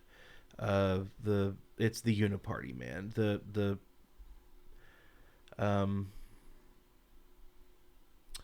establishment left and the establishment right.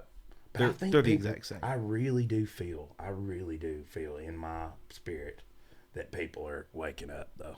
Oh, 100%. I agree with that. I mean, you see it all over the place. I mean, just the fact that that Donald Trump has not been completely just but even people that are not Trump supporters are looking at this, what they're doing to him, and being like, "This is banana republic."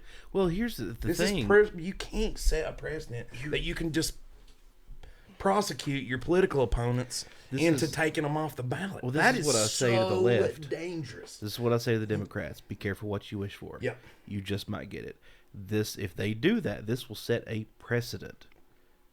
Whatever you do to your political opponents will be done to your politician, your guy. It's great or when girl. you're the one. The pendulum will swing. Yeah. The pendulum will swing. So careful what you wish for. Scary. I know. It is. It's banana republic stuff, dude. It really is. And I swear I think we are in a second world country anymore. Like I don't see us ever recovering from this. Josh, you and your pessimism. I so know. Refreshing, pal. It is. I really think the U.S. is on the decline. I mean, I think We've got some big problems. We got some big issues to work through. I'm just trying to the be. border scares real. me, and the border and everybody immediately thinks you're talking about Hispanics. That's not what scares me coming across the border. No. That's the last thing that scares Sure. me. At all.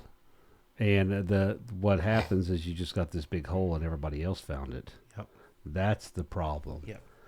We're getting ready to see domestic terrorism rise at an alarming rate. With me, it's not the who that comes through the border; it's the what. Mm-hmm. The drugs. Mm-hmm. But I don't know. I don't have very optimistic views of our country at this point. It's hard to sometimes. Well, It you know, really it's is. funny to talk about our country. A few weeks ago, a couple months ago, I posted on a social media site. I just put a phrase out there. All I said was ban Airbnb. Uh-huh. That's all I posted. No information, nothing. Just ban Airbnb. Yeah. Because I was in my head, I was thinking, how bad is this? Out of 70 plus respondents, only one person asked why. Yeah. One person asked why. Out of those, 97% said something that I considered antagonistic, negative, or combative. I put it in that category, 97%. 3% said something that was kind of like, disagreeing but calm. But disagreeing with what? All I said was ban Airbnb. I didn't say Mitchell County. I didn't say I was taking away people's housing, the way they fed their children, all these things. 12% of the respondents messaged me directly, personally threatening me. Wow. And I just collected, so I did nothing. I said nothing. I didn't respond. All I did was just collect the data. Uh-huh. The point I'm getting at is there's no value. No one is having any conversation about anything of value on all this is local sites. These local sites, people only want to be negative. Rage bait, man. That's it. They just want to be right. They want to be enraged. They want to be angry. That's the better term. They want to be They want to rage. Mm-hmm. They want to be angry at somebody so they can feel like a victim or feel right or feel big. They don't want to have any conversation. Yeah. So after I did that, I actually changed the whole thing to like, thank you for participating in the survey. I was honest about it. Yeah. I didn't tell you it was a survey, but to be fair, you didn't ask. Right. So it's so funny. And then after that, I closed all the comments, so people started subthreads to still continue complaining about the one that. thing Yeah. that wasn't even the agenda. It's And I share that. That's a small fraction of our whole society. You know, people. I can't go through the airport anymore without having to just do the whole bad boys goose rub my ears because of all the influencers dancing on the seats, trying to video themselves everywhere, standing in front of Yeah. water fountains, you know, going over to somebody sleeping, setting the water down to show the good deed they're doing. Just, it's insane. And it is so hard to travel because all these influencers standing up, rapping and playing their guitar and everything else. I'm like, please get me to the Admirals Club as quick as possible. Please. I have the headphones on, the glasses, the hood down. Like, it's all become a carnival. Yeah. It's become a carnival. Our country's become a carnival, man. That and everybody's naked now, too. Everywhere you go, everybody is naked. Like, Yeah. no one has any decency. They're exposing as much of themselves as everywhere you go. Mm-hmm. It can be 20 degrees outside wherever I land, and it's literally like skin tight yoga everything. Yeah. Everywhere you go, and it's just indecent. And I'm such a cranky old man. Get off my lawn, and I know it, and I'm a little happy about it and proud about it. But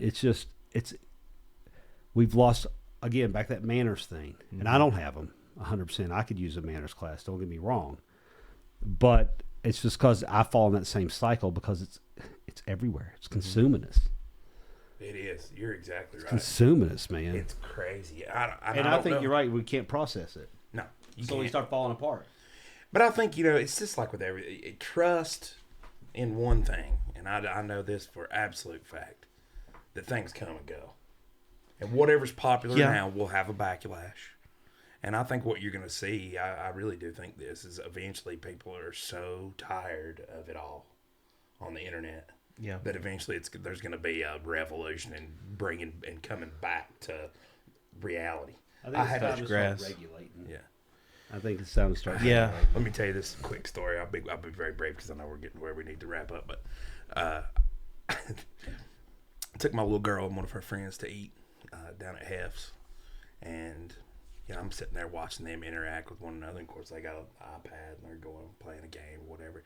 But then they start talking about all this stuff. It's like, oh yeah, and you can tell it's stuff they've seen on YouTube, all this stuff.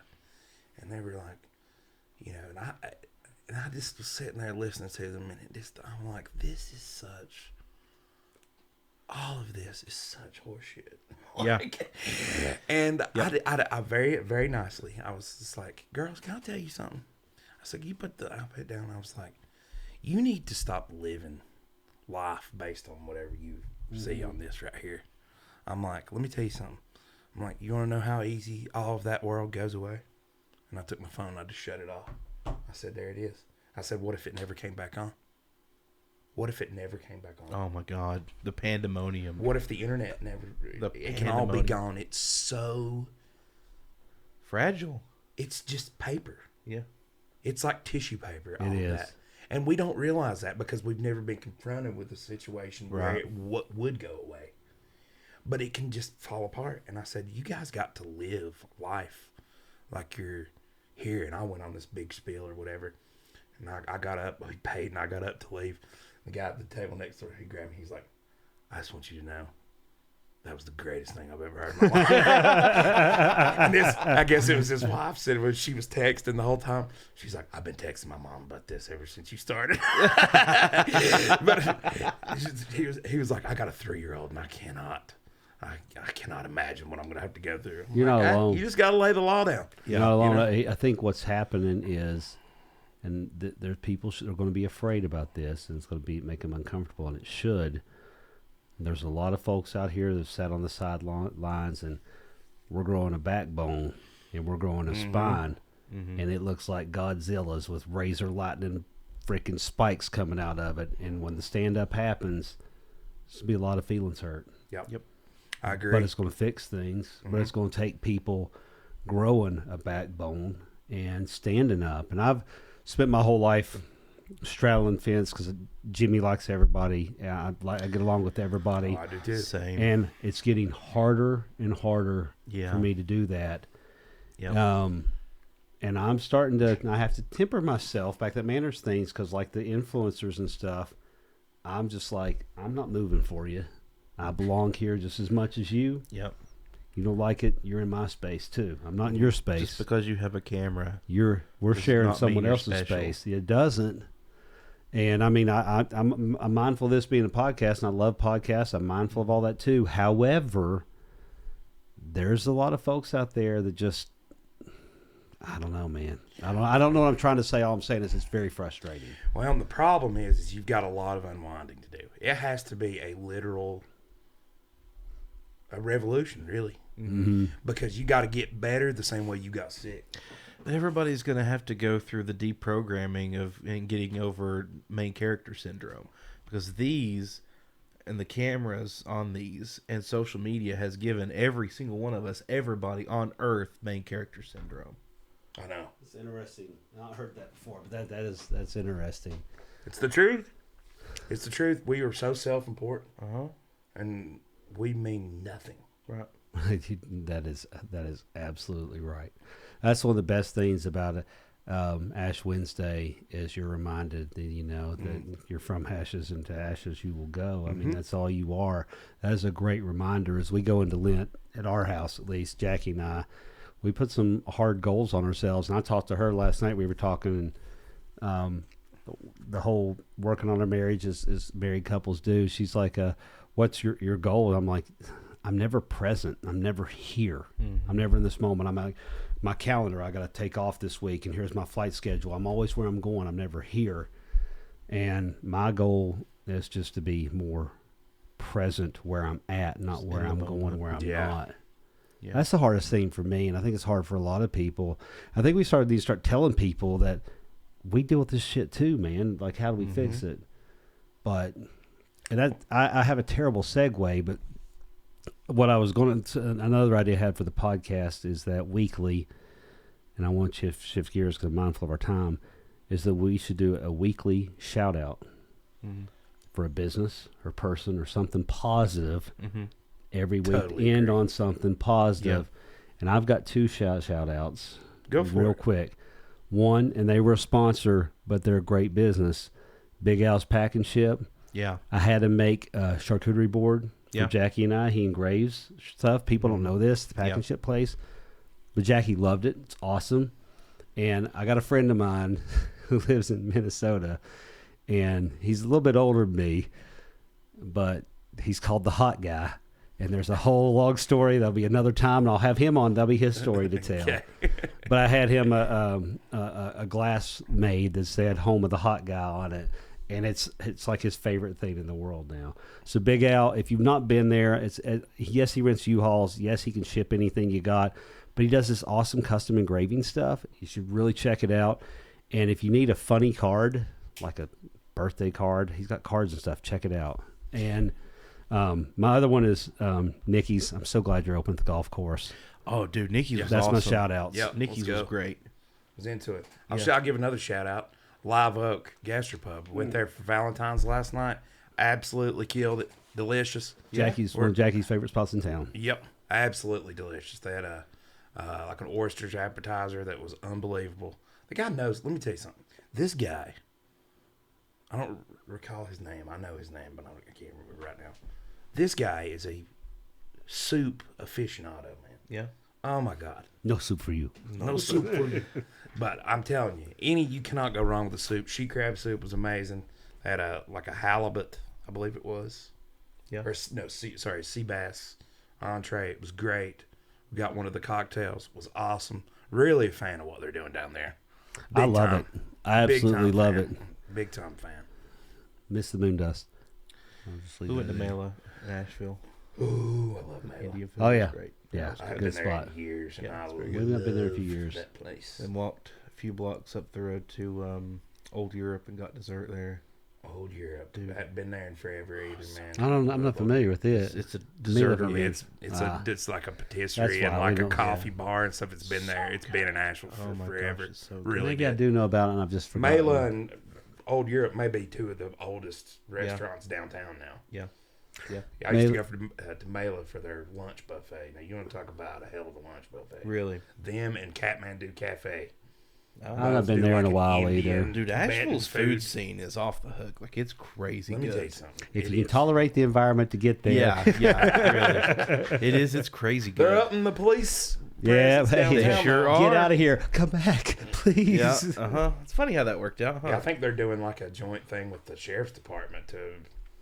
They're gonna have basically patrols all 24/7, 7 days a week downtown. Yeah. Good.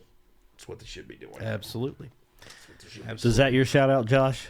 To No, I'll make it local. I mean, yeah, that was great. That's a great shout out. that's I mean, we're expanding the reach we are. now, We so are. that's We are. perfectly viable. Old Europe. That's my shout out. Oh man, well, I had the let's see, it was called the French Creamy, and it was just a pile of custard between two puff pastries, and it was fantastic. It was so Kill me now. good, so good. Love it. Egg custard. That's my shout out. Egg custard. Hey, there you go. We're going to end on something positive. That's a great note. Yeah. Well, to recap, so we're rebranding. We're coming back, bigger than better than ever. We got some changes coming to the studio here, like you can kind of already see that it looks a little different in here. Got some nice new lighting elements, some new camera elements. We're gonna do some rearranging and some stuff. Yep. And new name next week, maybe. Yep. Shout out to our producer. Thank you, Noah. Thank you very much. No, you're the man. He's been hiding in the back of the scene the whole time. So Yeah, you can see me in chasing my dad's shot, but I'm here, I'm present. I'm excited about it, boys. I am too. It's good to be It's back. good to be back. It was a nice little slide back into it. You got to get used to doing it again. You kind of, you know. you do. So- I get, you get lost. You're like, Well, oh, yeah. the pre-recorded stuff is going to be easier for us because we're not beholden to an exact set time that we have to be here and do it. And with all of our schedules, I feel And we like still that- release things at a set time. Exactly. To keep it consistent for the audience, but it doesn't have to be consistent for us with our right, ridiculous schedules. 100%. But I'm thinking pretty cool guess for the first real sort of launch I'm of the excited second, about that. Yeah, the 2.0 version of what we've got going on here. yeah. So look for us on social medias. We're going to be redoing a lot of that. Again, like, subscribe. The channel will not change, but the name will eventually. Yep. So like, subscribe, share it far and wide, like you always say, Josh. As far, Just as you far can and see. wide. Far and wide. Put it out there. Put it out there. And we are excited. Yeah. It's And the new name's going to be End Broadcast.